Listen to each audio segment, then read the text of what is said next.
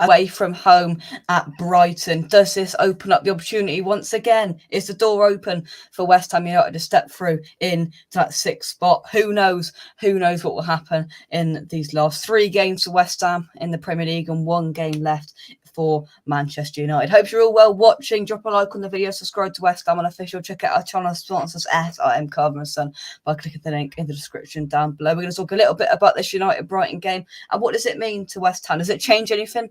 Yes or no? Put it in to the chat. I'm joined by Rob, who is a Man United fan who's pretty disbelieved at the moment, aren't you, Rob?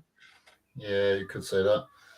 Yeah, I think last time I came on, I think it was off the back of a shambles as well.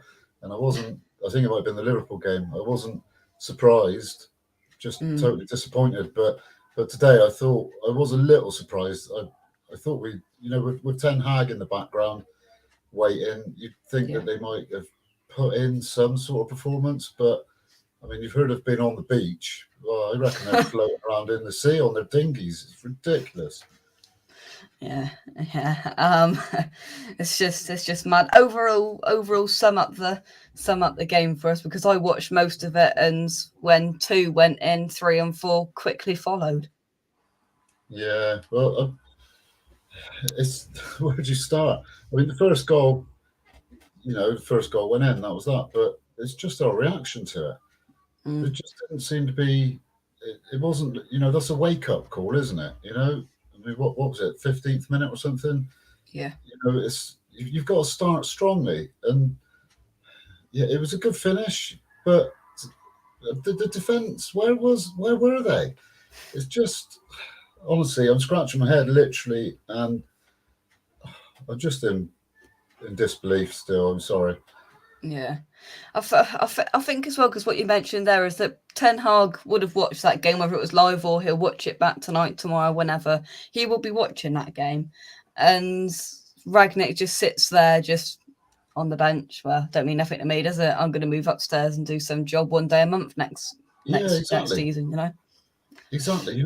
When you've got a new manager lined up, ready to come in, I know it's the end of the season and it's a little bit different, but you would still expect them to show something, some sort of fight for their place, because they must know that Ten Hag sat there watching the game, and I just don't understand the mentality of the people. Do they want to play for next season, or do they know something we don't know, which a couple of people have started calling for is just sack the lot of them? Maybe they've all been given their P45s already, and they know that next week's the last game and they're off. I just can't figure out the mentality of them, to be honest. Yeah.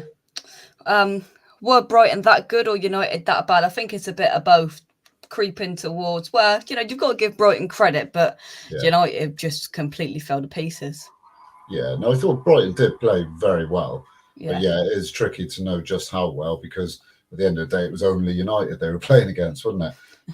I just watched a bit of the post-match, and Graham Souness was saying that, for United, normally Brighton away isn't one of the big games.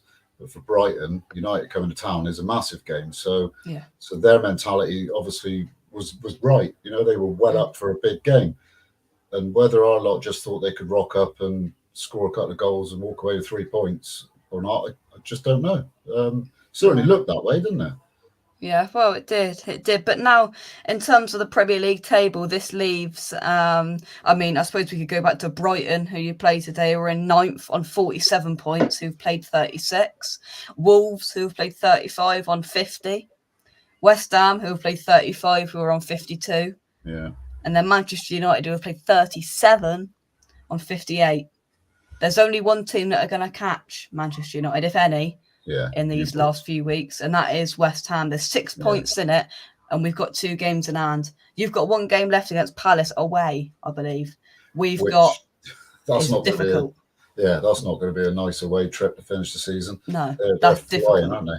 Yeah, and especially off the fact is that's not till the 22nd of May, and we're on the 7th of May now. So you do the maths. What's that? 15 or so days until your next Premier League match. So will the players be even more on the beach by then with their flip-flops on? Who knows?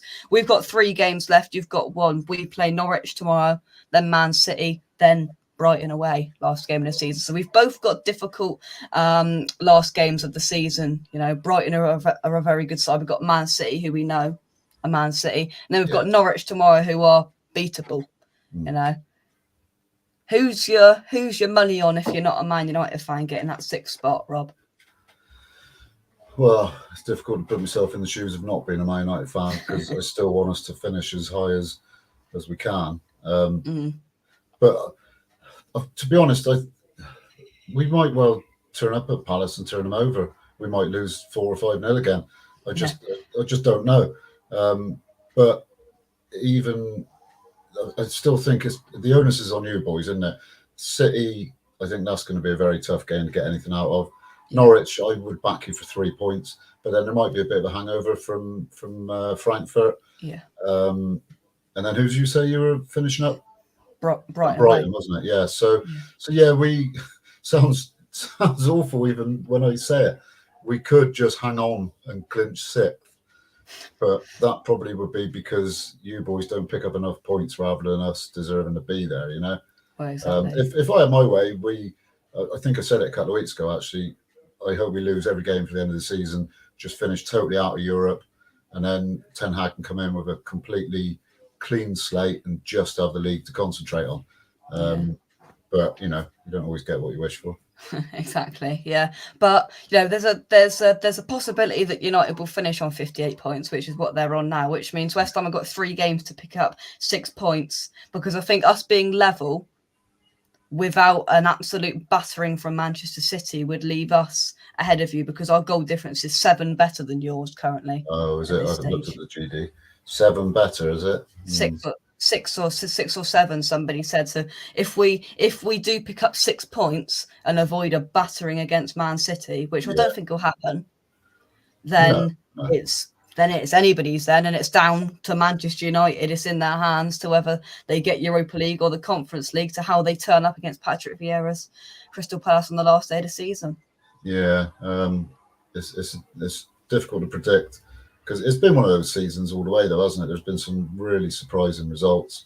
Yeah. And the fact that we've still got all these games in hand with only a couple of weeks of the season left shows that it's been up and down and whatnot. But I personally, I wouldn't put anything on us winning at Palace. Not a chance. After today, I'll take a draw at Palace, to be fair. The point then will be enough for us. But it's still not the position you want to be in as a United fan, hoping not to get beaten away at Crystal Palace. No disrespect to Palace, because Vieira's turned them around, hasn't he? They're playing some cracking stuff.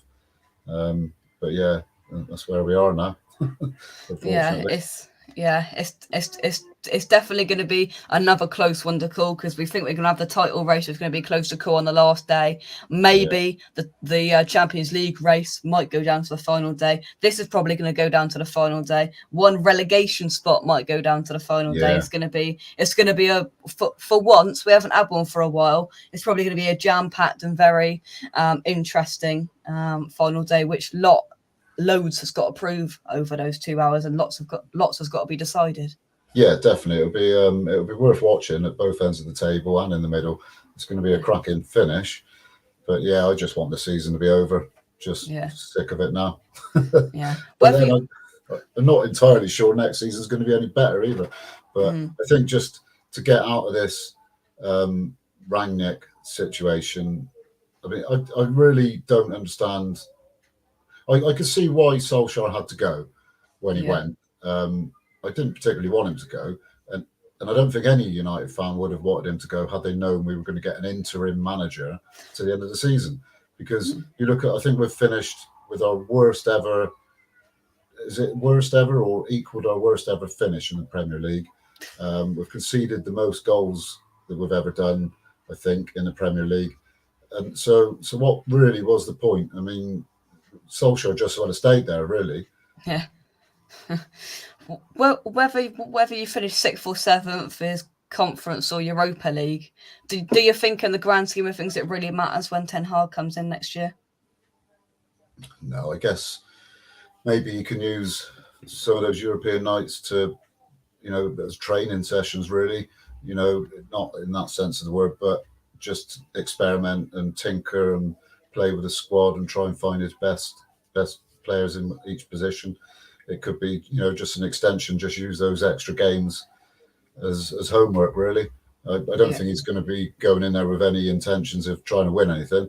I mean, especially with the Europa League, nobody really takes it seriously, do they, until you get to the quarters and the semis. But I mean, who knows? We'll have to just wait and see on that one. Who the devil knows? But it's definitely going to be an intriguing last couple of weeks to see whether Man United now have got, psychologically, they've got a long wait until the last day of the season. They've got to see West Ham, evidently, and West Ham only. They've got to see what they do to whether, to decide whether they really need to get a result on the final day of the season. It's a long wait, which might play into our hands as well, or your hands. It could do. Yeah, it could do. I mean, it could also give the players a chance, one final chance, to actually show that they're worth, picking, because a couple of weeks, they might just all be on the beach even more, like we said, or it could give them the impetus just to say, no, we are United, and just suddenly remember that they're playing for one of the biggest clubs in the world. They've still got that shirt on their back. Go out and give it one big push just to get that extra point, just to get the extra league position. I think it would have been easier for them to get up if it was to get into the top four. It's just a bit more glamorous, a bit more financially rewarding, isn't it? But then it comes down to the players and their mentality, doesn't it? Rather than what they're going to get next season. Just they've got to prove themselves. I know a few of them are going to be off, but they still need to show that they're Man United players. Well, exactly, or will they just go, well, we'll just see what happens when Ten Hag comes in. Well, they did.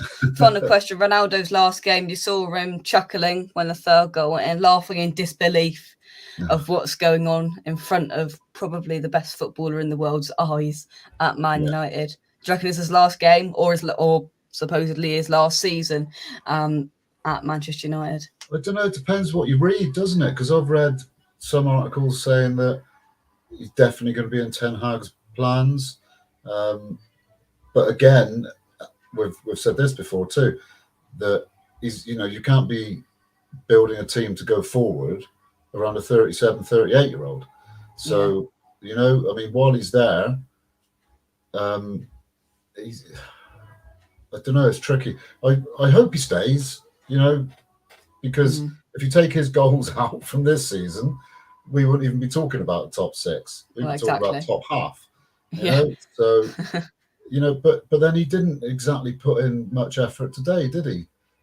He didn't. But what you mentioned there is you wouldn't have got out of the Champions League group stage, and you would have went out with there pretty much being completely embarrassed, and you'd be fighting for a top half finish in the Premier League. Without Ronaldo. Yeah, which brings you back to that point of, do we need to keep him because of that, or do we need to say thanks for helping us this season and then move on? But I don't know, because I think he's got a very savvy team behind him that are going to only be thinking about him, and they'll be talking at the club. And if there's another big contract floated around under his eyes, he'll get signed, and we'll have another 2 or 3 years, won't we? It still sounds daft talking about, do we really want Ronaldo, arguably the greatest player in the world ever? But it's just an age thing, isn't it? That's all. And it's he knows what he is, and it's up to him in his own head, isn't it, if he can be bothered to put in a performance or not, really. Or whether he'll go, this ain't for me. Like, I'm going to make the decision to move on. Yeah, which is what you could have read into that laugh today, was, this isn't for me, I've had enough of this. Roll on Palace, and then off we go. I don't know.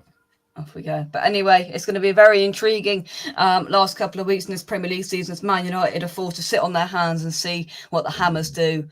Is it still on for West Ham? I think so. There are stipulations to it. It could very easily go both ways. It's probably Man United are favourites to get it, but you wouldn't put it past United picking up no points against Palace and us winning 2 of our 3 games, and we go through. It's simple for us, and it's simple for them in 2 different ways. We'll have to wait and see. But Rob, thank you very much for coming on. Thanks, Jake. Best of luck to the Hammers for the rest of the season anyway. Thank you very much, and I hope we get it, not you, but Yeah, obviously, yeah. I mean, you lot have been a pleasure to watch as well this season. To be fair, and I felt for you after that Europa game the other night. That was a harsh ending to the yeah. campaign, really, wasn't it? Yeah, But, yeah, it was disappointing knowing, not knowing what would have happened if it would have been 11v11 on the yeah, night in the second leg. But what would small make up for it is for us getting back into this sixth spot. So hopefully we can retain it, which would, it's staying the same as last year for West Ham. But for me, it's progression because we've managed with the small squad and we've yeah, managed to stay there. If we yeah, can get it, definitely. it'll be an incredibly massive achievement for West Ham, and it is there now. After Yeah, due to United's poor form, it's there for us to go and snatch. yeah, that's right. You can call it consolidation, and then you've got all the experience that you boys have got from that European adventure this year to draw on next year, and yeah, onwards and upwards, I expect. Onwards and upwards. Anyway, from me, come on, you Irons. There'll be no match day build up and review show for the Norwich game tomorrow because we will be there. There'll be a match day vlog replacing that. So make sure you turn the notification bell on so you're notified for when that comes out on Monday. That's it from me and Rob for now. Thanks for watching, and we'll catch you soon. Thanks, Rob, and I'll see you soon. Cheers, Bye-bye. Jake. See you there.